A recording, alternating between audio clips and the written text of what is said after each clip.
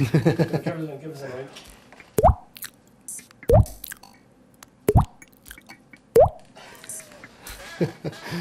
Use that.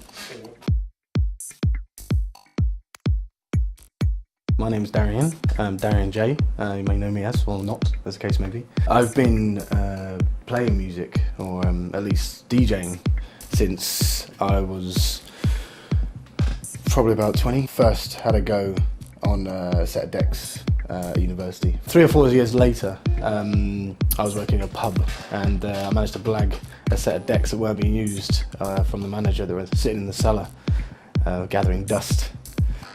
Started buying records, and from that point on, never stopped, I suppose. For the last few years, I gave up running bars to give myself the time to concentrate on music, making it, and actually make the jump into trying to make some music of my own. Bought a PC, been cracking on with that ever since.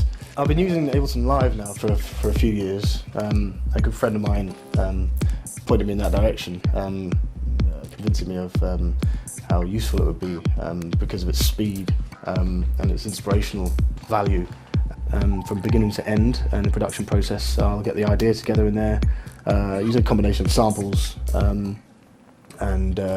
plug-in instruments and obviously effects. Favourite synth is actually a 303 clone, but it's been expanded. It's called Audio Realism Bassline Pro.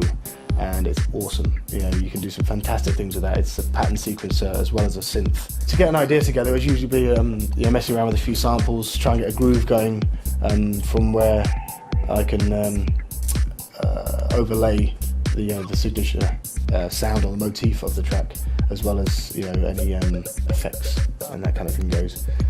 Effects are great. Yeah, the software-based effects, Ableton Live's built-in effects are fantastic for adding glitchiness and atmospherics and percussive elements that can really get a track driving. My radio show's been going for now for a few months, but that's weekly, so that keeps me in practice. I do everything live. I mix as if I'm in a club, but I also have the added challenge of triggering jingles that I've obviously made myself, because where do you get a jingle from? And writing tracks down, making sure I can put the sharp online so people can download it with a full track listing. Putting that extra effort in to kind of stand out from the rest of the guys on the station. Things are going well. This year's been very good. Got a few tracks out. Get the odd remix coming in to do. I've had the fortuity of having some good producers remix a couple of my tracks, which has opened out the appeal of my music, which is really good. Obviously, I want to continue doing what I'm doing, and I think the trick to anything is just surviving and keep doing what you're doing.